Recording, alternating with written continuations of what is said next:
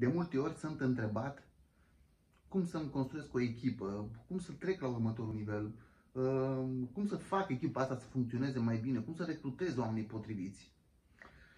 Și într-adevăr, nu mi-a fost ușor să găsesc răspunsul la toate aceste întrebări. Doar acționând, doar văzând, doar lucrând, doar interacționând cu foarte multe organizații, echipe de diferite măsuri și de diferite domenii, am reușit să înțeleg cât de cât anumite aspecte care poate să ajute organizația. E foarte important să ai o structură foarte clară tu în minte, tu care faci asta, care își dorește să creezi o echipă puternică și lucrurile cele mai importante sunt cumva, să zicem, 5. Da? Hai să zicem 5. Putem să ne referim la 5. Primul trebuie să ai o viziune. Da? Trebuie să știi ce vrei cu adevărat.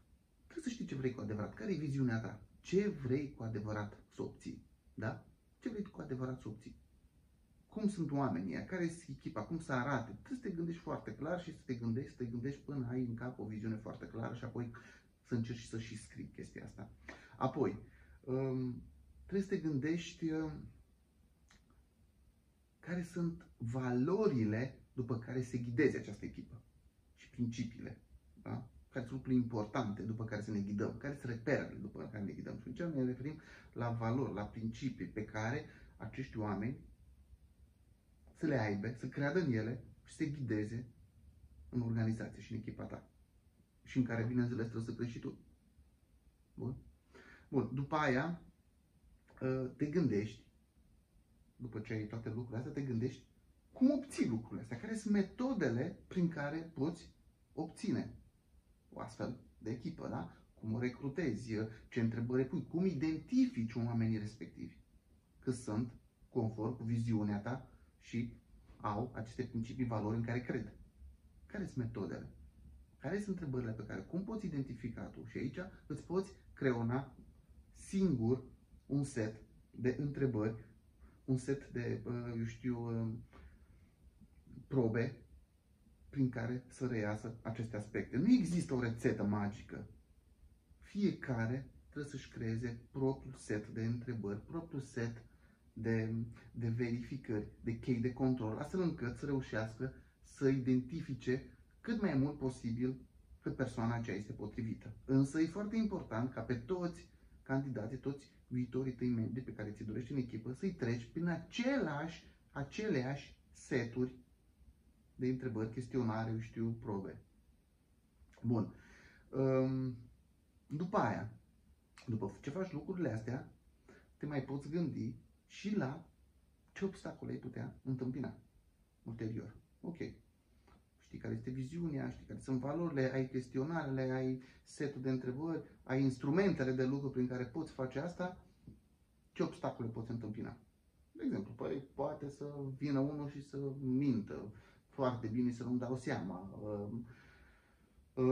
Poate nu am eu timp să fac pe toate și cine vine nu face diferit. Și poate să fie foarte multe obstacole. Pot să fiu presat de timp și am nevoie de un om rapid și să nu mă țin în totalitate, știi? Și notez toate aceste obstacole. Apoi, după ce notez toate aceste obstacole pe care cred că l-aș putea întâmpina, aceste probleme, caut soluții. Ce soluții aș putea avea la aceste situații pe care să le implementez înainte să se întâmple? Înainte să se întâmple. Bun? Și apoi îmi fac o strategie și să zicem, un sistem, da, de monitorizare și de cuantificare a rezultatelor, ca să știu dacă am ajuns la succes, dacă persoanele pe care le-am angajat, pe care le-am adus în echipă, sunt conform cu cele pe care mi le-am dorit. Cum cuantific asta? Cum identific într-adevăr a avut succes tot procesul meu? După cât timp?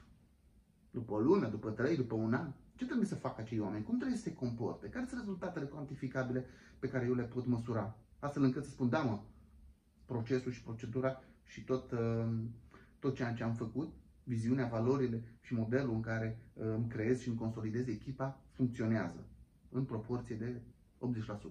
Este ok pentru mine. Sau nu funcționează, ceva mi-a scăpat. O iau de la capăt și încerc să văd care sunt lucrurile pe care nu le-am făcut disciplinat, organizat sau nu destul de perseverent. Însă, recomand ca aceste măsurători să nu existe sub 6 luni de zile. Mergi, nu știu, pe trimestru, 3 luni, 6 luni, un an de zile. După un an de zile, într-adevăr, poți trage niște concluzii destul de relevante, astfel încât să consideri că sistemul pe care tu l-ai creat este funcțional, ajută și, într-adevăr, te-ai făcut o echipă solidă și puternică sau nu. Și atunci trebuie să recalibrezi. Și este un proces care durează. Este un proces care se poate schimba în timp. Pentru că evoluția organizației, evoluția pieței, evoluția economiei se schimbă. Și e normal ca și tu să fii adaptabil. Însă, în aceste proceduri, acești pași, acești indicatori, trebuie să ai o grilă după care să te ghidezi, ca să îți va fi la fel de greu. E ca și cum mergi în viață și nu ai niciun obiectiv. Ești debusolat, n-ai niciun drive în viață, ești pe nicăieri distrus și deprimat și nu știu ce vrei. Pentru că nu ai un obiectiv, nu ai un cel după care să lupți, care să te trezești, nu ai niște grilaje, niște lucruri după care să te ghidezi că e bine sau e rău. Despre asta e vorba, despre asta îți povestesc aici când îți spun despre valori, despre principii. Ok? Sunt Joe Ivanov, resurse umane sunt extraordinar de importante. Organizația în care tu lucrezi, viața pe care tu ți-o construiești, ține doar de tine. Acționează, pentru că merită fiecare clipă și nu uita, îți iubești sau nu îți iubești meseria, asta chiar contează pentru felul în care te percep ceilalți și felul în care te simți tu. Succes și pe curând!